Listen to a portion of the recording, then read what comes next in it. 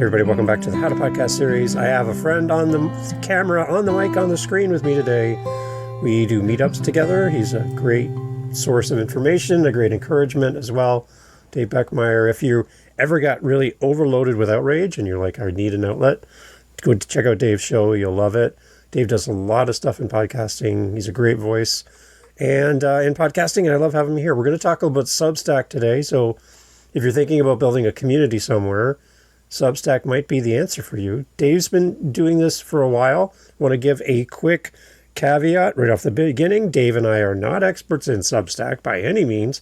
So if you're an expert in Substack listening to this, we are probably going to frustrate you, just so you know. But if you're brand new to Substack and you have no idea what this is and how to start, this is the episode for you. We're going to give you the basics and some overview, some things to think about around Substack. And again, Dave's been doing it longer than me. So I'm here to learn from Dave. And we're going to have a great conversation. What better than two Daves in one episode, right? Absolutely. So, awesome. Dave, welcome. Nice to have you here. Yeah, thanks a lot. Hopefully I'll be able to actually help some people here. Thanks a lot for letting me join you. Okay, let's do all the promotions. Let's get them out of the way, Dave, because you know that that's the most important thing. We want you to people come listen to your show. Talk about your podcast, what you do, and all that great stuff. Oh, okay. Sure. I always love to plug things. I'm sure the audience is totally into it, right? Yeah. So we've got sort of a network of shows. We call it Outrage Overload, and that's also the flagship show. It's called Outrage Overload, and it's a Connors Institute podcast. So it's pretty serious and kind of academic, somewhat, but also we try to make this kind of academic research and science and sciencey things and all that stuff more accessible. Like you don't have to be a science geek to really understand it all. You might be kind of a science nerd, like you're into science a little bit, but you don't really have to know all the math and all that stuff. And we talk about things like political polarization, kind of the divisiveness of politics. So it's not really a political show per se. We don't talk about the issues so much. We talk about how we talk about politics and how often we don't talk about politics. That's kind of what it's about. And some of the emotions and psychology associated with that and social science around it and all that kind of stuff. Just to have try to get a better understanding of why we're often mad at each other and all the sort of provocateurs that try to make us mad at each other. Good word. I like that one. Awesome. You also have a podcast you do with your wife. That's amazing. Podcasting with your partner. Good idea. What do you say? Well, yeah, I mean, it's worked out great so far. I mean, it has its downsides because like during the week we go, we can't talk about this because we got to talk about it on the show. So it has those downsides. But yeah, it's actually for us, it's kind of funny too because we're both busy. So it actually gives us an hour to like, hey, catch up. Hey, it's you. I think I know you. That kind of thing, right? There you go. Awesome. That's great. Okay, so we're going to talk about Substack. Again, caveat for everyone listening. If you're an expert in Substack, you might want to leave now because we're just going to share what we're doing and what we're thinking and what we're seeing.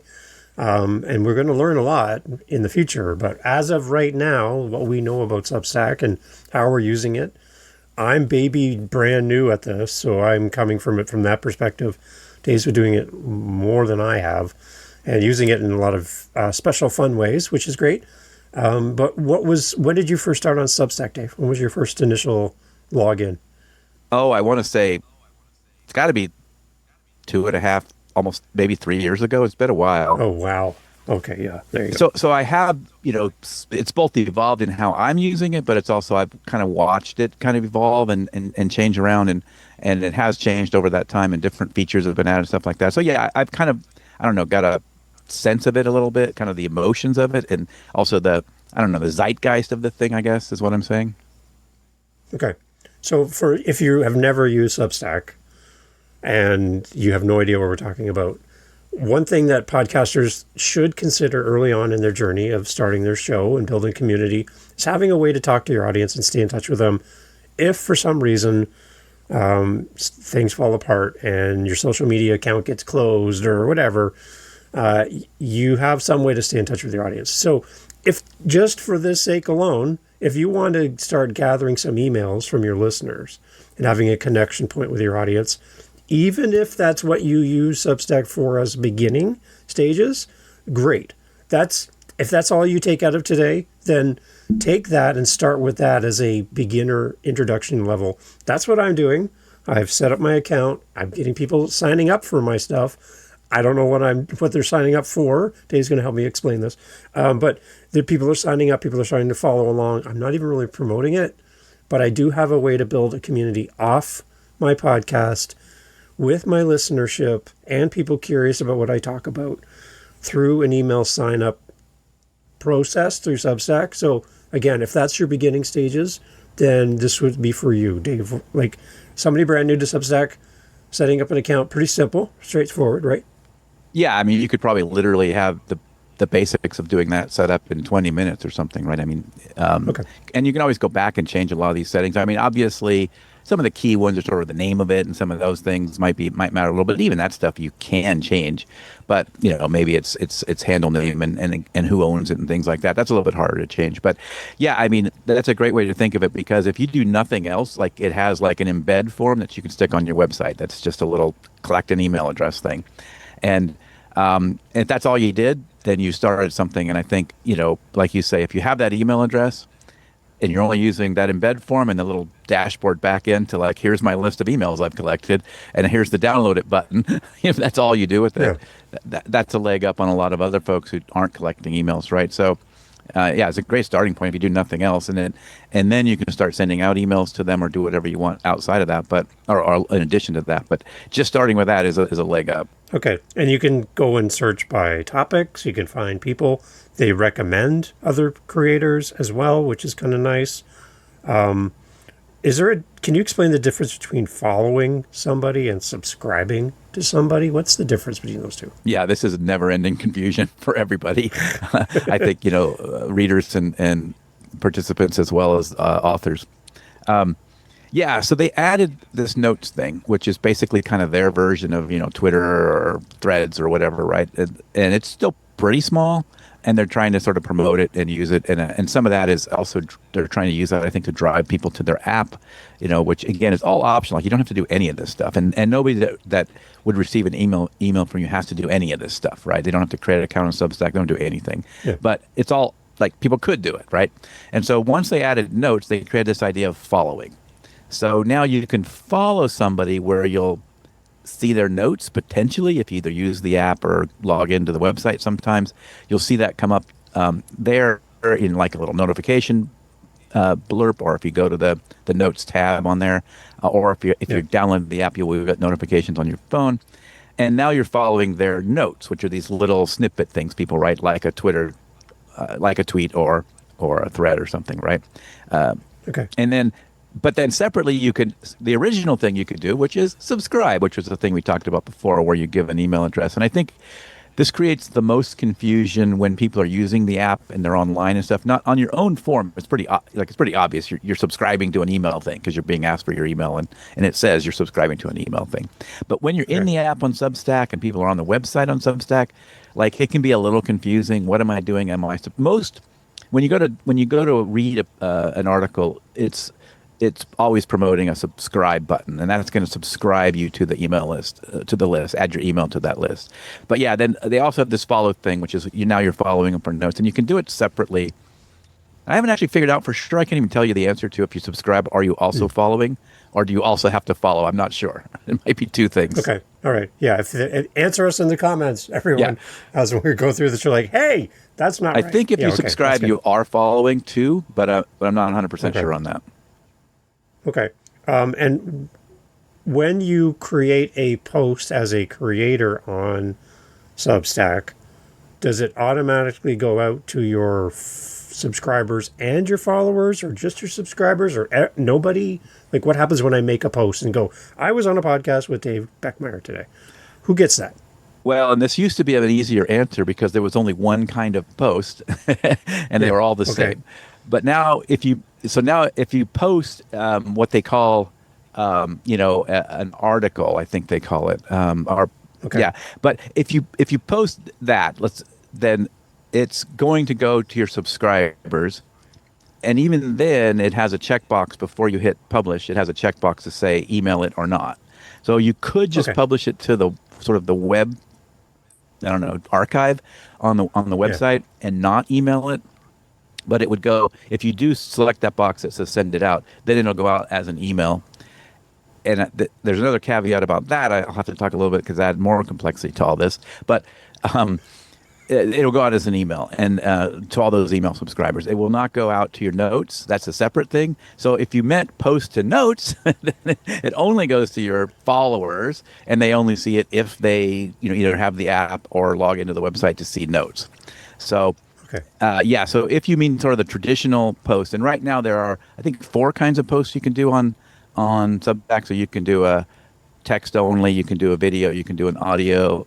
I think one other one I'm not thinking of. But anyway, you can do those different kind of posts. They're all sort of the same, except whether they either have a video or audio or don't, and that kind of stuff. And you can mix and match. You can have YouTube's embedded in it and stuff like that if it's a text post. But yeah, so if it's a classic post, it will go out to your subscribers if you tick that box. One thing I want to say about that, though, that I've also kind of recently learned, kind of a confusing that they're fiddling around with the app thing. For people that download the app, and I'm not sure if it's a default setting or not, but there's under the notification settings, there's like these 3 options, and one of them is like about notifications, and one of them is like prefer phone notifications, right? And I've discovered if people click that, they don't get your emails anymore. They only get it in the app. And so, I don't know if we should be telling people don't click that. I don't know if that's the default. If they install the app, I'm not sure. It's almost like I want to reinstall the app and see if that's the default, or something. Because I didn't like that. Like, that I realized that after the fact that if people downloaded the app and have that selected, they don't get my emails anymore. They only get stuff on their phone. All right, well, that's interesting. All right, I'm on the app while we're chatting because I'm trying to click all the buttons and follow along as we do this. Okay, so if I create an email to my email subscribers, it will go out from Substack to all my email subscribers. My email subscribers don't have to have an account on Substack to read my email. Right. They don't have to know Substack exists, basically. Okay. But to see my notes and be a part of all that, then they would need to have an account to be on Substack. Okay. Right. All right. See, there we go. That's the kind of stuff we're going to cover here. The deep, very hard to figure out stuff for you as a new Substack user. Being on the platform this long, Dave, you've also kind of jumped into some other aspects of Substack. You do a live thing on Substack as well? Yeah, we do some lives. So I will usually simulcast. So I might be live on Substack and somewhere else. But and you can. I did figure out that you can broadcast a Zoom into a Substack live. So they have live streaming now. So I will do that because I know I have some followers there, and that gives an opportunity for people to sort of interact with us. So we will simul stream often some of the other things I do. Like I will do Q&As sometimes with listeners. I will do I will have expert panels on, and I'll cover some kind of a topic that's hot in the news. And I'm lucky enough that these experts agree to do that, and so I get some great guests to come on and we do panels. So I will simulcast those to Substack and maybe to YouTube or somewhere else. Okay. What's the big difference between Substack and like an email newsletter service where people sign up, like whatever you want to call them, MailChimp, all these other ones, Aweber? They're a way to capture emails and send out emails to people. What's the difference between the two? Yeah, I would characterize one as kind of an email marketing, sort of platform / engine tools, and those typically have a lot of features that Substack doesn't have. So Substack is really designed for simple writing, simple newsletter writing, or even just article writing, and simple. It doesn't have a lot of formatting and call out buttons and boxes and all that kind of stuff. And the other thing it doesn't have is, if anybody that's sort of been involved in marketing and companies that have used email marketing techniques, if it has kind of the customer journey idea, and you can segment lists, and you can have this, like in the first month I always send this, and the second month I send that, and if you haven't seen this yet, you get that. Okay, those settings aren't that kind of stuff. Substack doesn't do. So if you're like, that's really what you're planning to do, you probably want like a convert kit or something like that is designed to do those things. So, the mental model that I think about is, Substack is for writers. So if you think you have some writing you want to do, whether you used to blog or you want to blog, you think about blogging in the future, it's kind of that. It's kind of, it's more like that than it is like email marketing. If you purely look at it as email marketing, it's probably not the best platform to be on. Although you could always use it temporarily while you capture emails till you figure out what email platform to get on, because it is free. And then also you have one of your podcasts hosting through there, sending it out to Apple and Spotify and all that as well, right? With an RSS feed. That's right. So, it's not a podcast first platform. Again, it's still a writing first platform, but it does do it, and it's free. And that's for our This Week in Outrage program that we do on the weekends with my wife and I do. So that's a weekly show, usually, unless for some reason we can't do it. It's called This Week in Outrage, and that is hosted on Substack, and they are the RSS feed. They deliver the RSS feed for that, and of course, once you have the RSS feed, you can put it everywhere else. But I will say that it's not podcasts first. So if you've sort of seen all the features that a Libsyn has, or an RSS, or a Buzzsprout, it doesn't really have all that. Like it doesn't do pre-rolls and mid-rolls, and the stats aren't that good. It's just the basics. It does it. It makes an RSS feed. It's there and it's free. So, and it's free hosting. And so, it does work. Like there's nothing, I'm not really saying it doesn't work, but it doesn't have a lot of the features it doesn't have all the features of a sort of podcast first platform. Okay. So before we get into more about how to leverage Substack from a writer's perspective for the podcasters that are listening, and they're like, why would I even need this? Beyond capturing emails and having communication with your audience, that's a big win.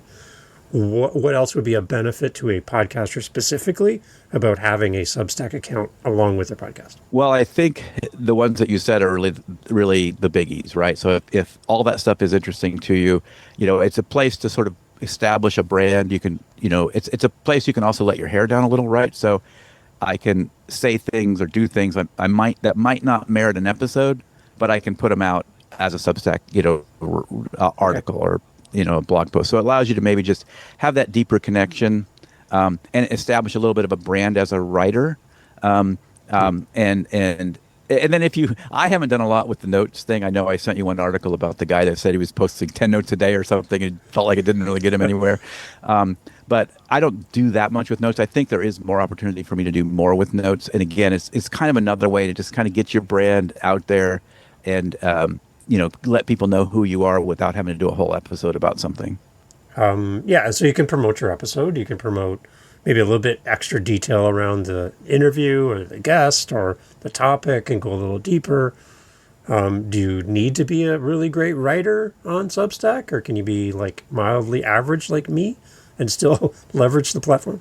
That's a great question, and I think it's really important because like I said, I sort of have been kind of around for a while and kind of feeling the zeitgeist about it. And I would say Substack readers aren't necessarily looking. I mean, sure, they love good. There's a segment that just loves the best writers that have ever written anything, right? All that stuff.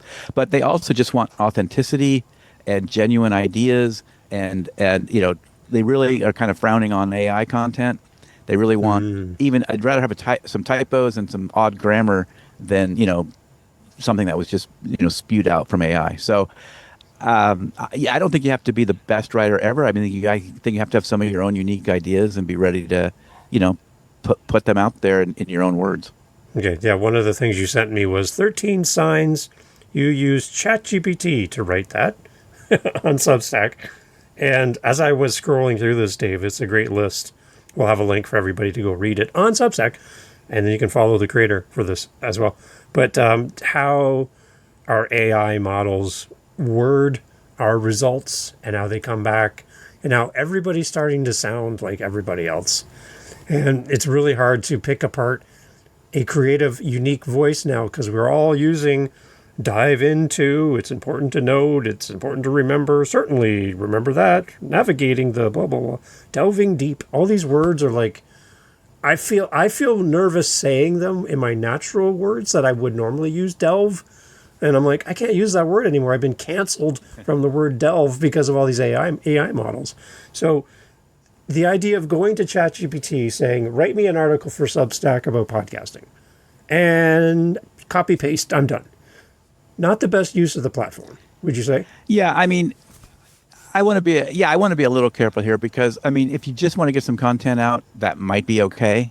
I think you would do a lot better, of course, the more originality you can have and the more maybe you can edit that or fiddle around with it or take sections out that seem like that rambling AI language or something. Yeah. But, I want to be a little careful here because if that's the best you got, I mean, it's something like you're getting some messages out there. And if you're doing a lot of AI writing, I might just keep them short. Like don't have them be super long. Keep them short. But yeah, if you can come up with your own stuff, even if it has typos, even if the language is not the prettiest or whatever, that's the stuff people are really hungry for. And you will get, people will see it, people will refer it. they'll send you people. So I think that's what people are really looking for, is more original content, even if it's not just super polished. Okay. Yeah, so maybe a little less meh content and a little bit more thoughtful in your opinion, what you're learning. Take us along on the journey. Like, that's all those things are going to make people want to come and subscribe and follow and read what you're doing. Just think of at the end of the day, somebody's going to read this. So put out something that's worth value to that person to take time to read that. That'll keep people coming back, just like they listen to your podcast, right? It's great to have these tools, but at the end of the day, if Dave Beckemeyer is not Dave Beckemeyer, I can just go to ChatGPT with the same prompt and get a similar result. Right. So I want to hear Dave Beckmeyer's thoughts about this. And, that's the one unique thing that we all have, is who we are. Yeah, and I think that what something we've hinted on a couple times now is a little bit more than just promoting the episode. I mean, sure, you can promote an episode, but I would even try to add a twist to it, whatever that might be. Maybe something you didn't say in the episode, or something you I don't know, a different spin on it in some way, or add a little bit more, make it as standalone, having some value standalone, even if they never do go and listen to the episode.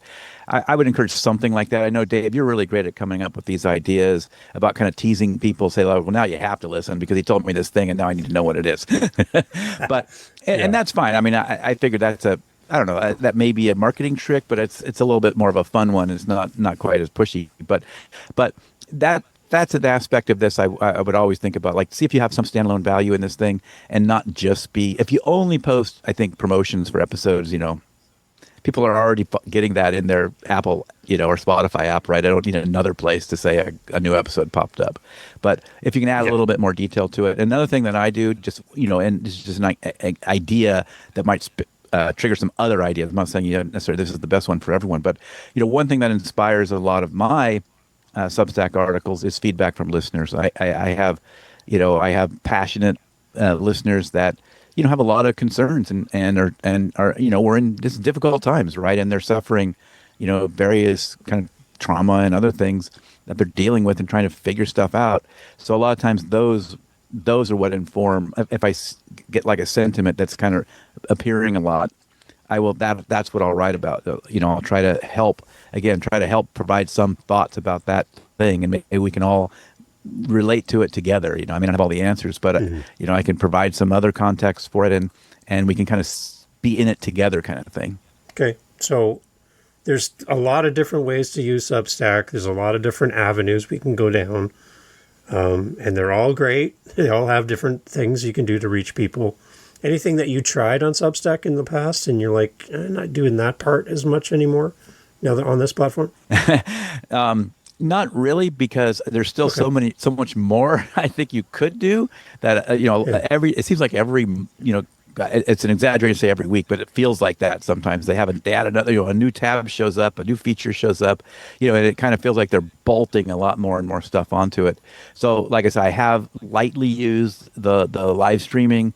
I have lightly used notes. I think both of those have probably more opportunity to do more. But none of it's been a total failure in any sense that I've really tried yet. But I think there's a lot more that could be done on the platform. But again, you don't really have to use the 17,000 features that it has, right? Just use the 2 or 3 that are doing what you need to do. I did an episode on the How to Podcast series recently about a shoe salesman and his theory back in the day, back in the 50s or 60s. He would sell you shoes in his shoe store, but he would limit your choices to 2. So he'd bring out 2 pairs of shoes and put them in front of you. And if you were interested in a 3rd pair, he would ask you which pair of the 2 shoes in front of you don't want. And he would only have 2 pairs of shoes in front of you at any given time. Not 3, not 10, 2. So if you wanted to add something new to your plate or new to your choices, you had to remove a choice. What have you removed? See my segue here. What have you removed from Dave Beckmeyer's world of podcasting and community building to make room for Substack? Have you abandoned a social media app? What have you walked away from to make space for this? Yeah, I consolidated, where I spend time, in social media. That's the biggest one for me. So I greatly cut back. Well, I kind of eliminated spending time on TikTok, and I greatly cut back what I do on Facebook. So Facebook now is pretty boring. The stuff I put on Facebook is pretty minimal and pretty boring. Although I do have a Facebook group that's sort of some super fans, and I kind of keep that going. But my Facebook page is extremely boring. And same with Instagram. I've cut way back. I still put stuff on Instagram, but I've cut back. So yeah, I think those are the places that I had to do to make more time for Substack and more time for writing. And the reason for me was that I was getting much better engagement in the writing on Substack. And okay, I guess I got to actually write stuff now. Okay, because that's the one thing I think every time a new platform comes out. Well, Substack has been around for a while, but new platforms come out, everyone jumps on board, signs up, stakes their claims, plants their flag. Oh, a new platform. And like every week or whatever, every month there's something new. And it gets to be the point where you're like, I don't even remember my logins for the last 20 different platforms I have. And you're like, I'm not spending any time here. I'm posting and ghosting. I'm not being an active community member on this app or this service. And my audience shows up and it's just crickets all the time because I'm never there. So how would Substack be a good replacement then for a really quiet Facebook group with no interactions and nobody's doing anything? Could you walk away from a Facebook group that's inactive and maybe think about starting something on Substack instead? Would that be an option for people? Oh yeah, definitely. People have definitely done that. I think the Notes platform is a place where you can build that in addition to the mail list, obviously, and the recommendation system has some upsides and downsides on Substack. So there's this whole sort of they like what they like, what they like, what they like kind of system when people subscribe to a new publication. So people subscribe. My publication is recommended by several much larger ones, right? So, when you subscribe to one of those, mine comes up as would you also like to subscribe to, here's ones that they recommend, would you also like to subscribe to those? And the upside is they do drive new subscribers. Something to consider, I don't know if I'll call it a downside, but just kind of a caveat there is just don't forget, those people didn't sort of actively seek you out. So they might be less engaged than they might not be as good of, I don't think, and the whole rating of how good these addresses are, by the way, Substack's a little weaker than that, than a lot of the other platforms that manage all that. They can like a 5-star rating, but it's secret as to how the 5-star rating happens. I assume it has something to do with open rates and stuff like that. But anyway, those new subscribers that come through those recommendations might not be quite as sort of engaged in your stuff. Okay, one of the things I heard on another podcast, I sent you the link to this one as well. I'll put a link in the chat for people who want to hear it. But they were talking about one of the downsides of Substack seems to be, at the time of recording, that you can't kind of go through and remove like people from your list because they're not interacting or whatever. And in all these other emails first platforms, you have a little bit more control over who signs up. And sometimes you're paying by how many people you have. So you want to remove people who are not interacting with your content.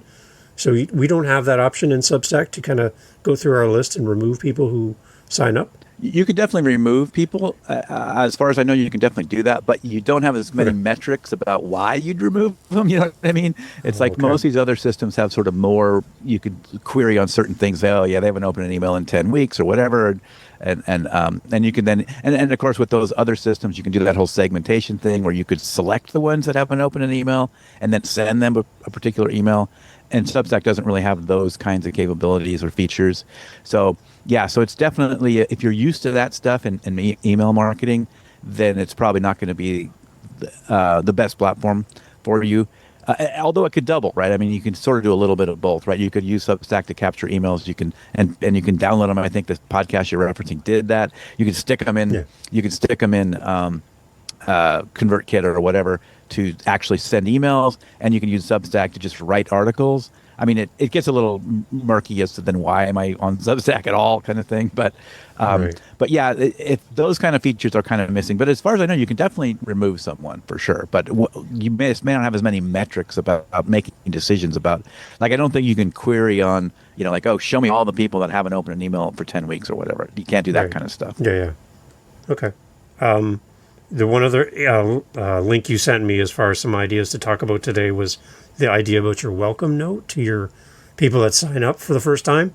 Now, this would be subscribers, I believe, that would be signing up. They'd be getting a welcome note, right? beyond followers. So for you, do you have any best practices, any suggestions based on this article? We'll include this as well. But any best practices for our first message out to our people that are signing up? I've got a few people signed up. I haven't sent them anything. I got to do something. It sent them the default one. If you haven't changed it, it sent the default one. And I definitely recommend, putting your spin on it, like put your personality on those notes, right? I think there's 4 or 5 different automated notes, and now we're getting a little bit into the paid subscriber side as well. But there's the welcome one, and then there's also stuff like if you subscribe as a paid subscriber, you get a welcome to that. You get a second kind of welcome to that. As your subscription's running out, you get like a reminder of, if you don't do anything, your credit card's going to be charged in a month or whatever, which I think is good. I'm glad they do that because, I don't like surprises, and I'm sure people don't want surprises. So, you can say something there. Hey, I really appreciate that you signed up, and I really appreciate your support. And I understand if you can't re-up and get it, didn't want you to be surprised. So, but if you don't do anything, that'd be great too, but your credit card will be billed. Just kind of put something in your own words. I would definitely update those. And I think that article is really good about that, and just I would definitely update those to put something in your own words about it. And I think that article has some good samples. There's probably other maybe that's a good opportunity for ChatGPT to give some ideas. I wouldn't, again, cut and paste, but it might have some ideas of what you might put in a welcome email. Okay. What else are we missing, Dave, from the conversation for somebody brand new like me signing up for Substack first time? We did talk about the great way to collect email addresses, start building your community. I'm really curious what else you're thinking about. I do want to talk quickly, too, about the paid version, because somebody sat up just now and went, wait, I can make money on this platform? So that's another thing. But what else are we missing from the conversation, do you think, for today for a new Substack person? I think that we can reiterate a little bit what we said at the beginning is, you don't have to figure it all out on day one. And, you can be overwhelmed with the settings. So if you just think about, maybe we could even write a sort of step-by-step, the 7 things you kind of have to do to get started. And then here's the other 47 things you can do later. But and I think that's the thing is it's easy to get overwhelmed. If you just think of it initially as a way to collect email addresses, it's much simpler in your mind to think about. And then be thinking about, again, I think we haven't said enough that it's kind of a writing platform. So just be thinking about, before you even go down this road, do I have things I want to write about? And you may discover you have more than you thought. But I think that's probably the main thing. And just don't be overwhelmed. It's got a lot there, but you don't have to use it all. Okay. So when people sign up as a paid subscriber to your content, they get special things that unpaid subscribers don't have access to? Is that correct? Well, think of it like Patreon. So you set the levels, and then you decide what that level gets you. For me, the level gets you a warm, fuzzy feeling. I don't really have any. Like that. I don't have any paywalls, and so all my content's available whether you're a paid subscriber or not. So, but you can do that. You can put your articles behind the paywall. You can have it so only people that are subscribers can comment. That's what a lot of people do. So, like, if you want a comment, you're going to have to become a paid subscriber. I don't do any of that, but that's certainly what a lot of people do. And then you can also create multiple levels. So, like you said, you can have, these are the free articles. Every Friday, I do a subscriber-only article, or I do a live session that's only available to my subscribers. Stuff like that. Like some people do consulting sessions, more or less, or live QAs, and they're only available to subscribers, to paid subscribers. That makes sense. So you can decide. You can offer just a fuzzy smile, a happy smile, and a warm feeling, or you can offer you can break it up. And these are the same kind of questions you'd have if you were going to set up a Patreon. And on the back end side, when you set that up, it's Stripe is the funding source. It's pretty easy. They did a pretty good job to integrate it, so you don't need a lot. It's not quite as difficult as setting up a Stripe account on your own. So whatever deal they have with Stripe makes it simpler. Like they don't collect that much information about you. Seemed simpler anyway to me than what I remember about setting up a Stripe account separately. Okay. But it seems pretty easy. You can get that set up, and then folks can subscribe. Now, one of the and that's a great way to, if you think about like for me, it's like a buy me a coffee, right? It's kind of like that. It's you don't really get anything if you buy me a coffee, but you're helping support this work, and that's what I do with it. And So it's a great way to, it's another way to do that, right? And it's pretty easy for subscribers. Like they can pay really easily. So it's easy from your end. It's easy from my end. The the thing to think, Substack takes a pretty big cut, right? I think they take a 10% cut, which is bigger than most, like bigger than PayPal or bigger than some of the others. Yeah. And that's basically, because they're doing a lot of the work, basically, right? I mean, and that's how they fund all this free stuff that we're getting, right? So that's why all that other stuff is free, because they're getting a pretty good cut on those paid subscribers. And for some people, this is like their livelihood. Like they're just writing and selling paid subscriptions, and they have hundreds of thousands or more paid subscribers, and that's their livelihood. That's like their whole thing. So that's always an option too. And and again, I've had better luck having. I know you do great with Buy Me a Coffee. For me, I've had better luck on Substack having paid subscribers, go through the Substack thing, and maybe it's just the nature of the work I'm doing or whatever, where they are, whatever. So certainly it's easy to try. Like I definitely recommend trying it. It's easy to set up, and you can always turn it off. Like if at some point you're going, I'm not really, I'm really comfortable with this or whatever, you can always turn it off, right? You don't have to keep it forever.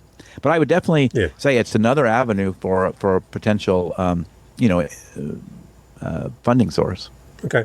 I know we're pushing time here. But one last question was around sections. So I have my one account for Substack, but I have 9 podcasts. Could I have sections for each of my shows to have different content? Like I could have a dad space section, I could have a how to podcast section, I could have living the next chapter section.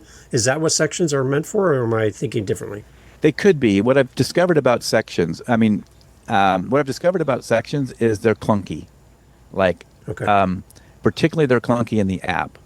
Like you almost can't get to sections in the app, which is super weird. So I think they have some work to be done in cleaning that up. What I use sections for is that's where I host the second podcast, right? So by it being a separate section, it has its own RSS feed and its own landing page and all that stuff. But I have noticed that. So theoretically, I think you could do the thing you're talking about, and it actually, like in theory, that seems like it would be ideal. But when I look at some of the practicalities of it, sections do get a little clunky. Because the other way you could do it. I shouldn't say you could do it. Like people thinking about sections, an alternative to sections might be if you don't do that many different, that frequently in these other things, and maybe they're not that different. You can also, decide, like I say, some go out to email, some don't. So you can also unclick one of the ones, like maybe I don't want this one to go out to my email. I just want to go on the web. And also you can also, there's actually even, like if you're using it for podcasting, there's actually even a button to say, put it in the RSS feed or don't. So it could just go to the web, and it's just kind of hanging out on the web and doesn't go out to the podcast feed. But again, it's a little clunky, but that's what I use sections for. So for me, This Week in Outrage is its own section. Another podcast I have called Outrage Science Bites is a little like short episodes about sciencey stuff related to these topics we talk about. That podcast is also a section within it, and it's fine on the web. Like it's pretty easy to navigate on the web, but I noticed in their app it's clunky. Okay, but the users aren't signing up for a section; they're signing up for me, right? Right, and that's where it also gets confusing because those sections can have their own separate sign up. Like you can click a box that syncs them, and they're all the same, or you can click a box and they have their own separate sign up. Oh, okay. Right. Lots to play with. They have their own. You'll give them a different form to fill in to sign up to that one. I think you and I just created a new podcast, Dave. The Substack podcast? Dave and Dave talk Substack. Well, it is an ongoing thing. Like every week, it seems like I learn something new. So I'll be dumb Dave and you be smart Dave. Well, no, I'm really waiting Substack, for you because when I look at all the stuff that you've done with YouTube and some of the other things that you've come up with, like Dave, I got to steal that. I'm doing that. Right? Do it. Yeah. So I've stolen a lot of things from your ideas on stuff like YouTube and all that. So I'm expecting once you kind of get into Substack a little bit, there'll be all kind of things where I'm like, oh, I got to start doing that. Wait a minute. Okay. Yeah. So we'll have you back, Dave. We'll keep talking. Like you've been here before, and I love when you come back. You bring a lot of energy and a lot of fun to the conversation. You're a huge support on the meetup group. And again, when you come off mic, I bring out my pen, comes right in my hand, just like this. Right as soon as Dave starts talking on Meetup, I'm ready to write down what Dave's going to say because you just that's who you are, and you serve the community well, and I'm so thrilled that you have time to be a part of our meetups and all that. As you're listening to this, if you want to meet the amazing Dave Beckemeyer, you got to come to a meetup. You'll get to meet him in person, and he's a really great person to have there as a support. Dave, any final parting words for a podcaster? Let's encourage somebody before we leave. Well, yeah, I mean, the parting words are, A, you got to listen to Dave's show. So How to Podcast Series, for sure. But also, yeah, attend these meetups. I mean, this is, they're no sales zones. This is just folks that genuinely want to help each other. So, it's definitely worth the time. And one of the things about that, we've talked about this a lot before. It's like, we're out here, we're doing this stuff, but our family is tired of hearing about it, right? Like every time we walk in a room, they're sort of like, oh, here comes the guy. He's going to talk about the dumb podcast, right? Whereas in this forum, that's what you're there for. Like, we want to hear you talk about your podcast and talk about podcasting and the challenges you're struggling with. And I forgot to hit this button on them. Oh man, I'm so upset. That's the stuff we're there for. So I think that's a big thing. But yeah. So that's what I would say. If you're podcasting, you couldn't go wrong making the time to attend these meetups. Excellent, Dave. Thank you so much for all you do. Thank you for your friendship and again serving the community well. Congratulations on all you're doing. I'm watching with great interest. You say you're waiting for me. I'm already watching you. So you're teaching me all that I know, Dave. Thank you for the insights on Substack. Again, for everyone listening, if you're an expert in Substack, you're probably like, I need to talk to these two Daves and help them out. Yes, we invite that. Please. We're looking to learn as well. Please, so reach out to either one of us. For sure. We'd like to learn more about Substack. Dave, thank you so much. Thank you, Dave. Hey, thanks for listening to the podcast all the way through to the end. I love having these great guest co-hosts on the show to share their podcast with you.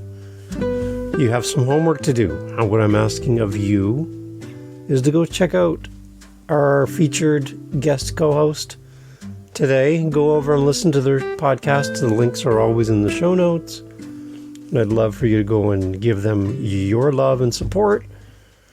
And I think if we can all do that for each other, podcasting will be a lot more fun for all of us. So it's time to do what you've asked others to do for you. It's time to do for this guest co-host. Links in the show notes. Go over and check out their show and leave them a review, do the follow, go listen to their episodes in full, the entirety of an episode, which again shows to the apps that it's a good podcast because you're going there and you're staying to the end. It's probably one of the best ways you can help a podcaster grow their audience and be shown to more people is by simply going and listening wherever you listen to the very end, like you're doing right now here. This is the perfect way to signal to wherever you're listening on, this is a podcast worth promoting. And all of the apps want you to stay on as long as possible. So go over and listen to our guest co-host episode and leave them some feedback. If they have a buy me a coffee, send them a coffee. If they have a speak pipe, send them a voice message. If they have an email, send them an email. If they're on Instagram, send them a direct message. Do something to support our guest co-hosts. They've given up their time to be here with you, to be here with me, and we can give that back to them with time and attention, our love, our support. Thank you for doing all that for me as well. Here on the How to Podcast series, we'll talk to you soon for our next episode.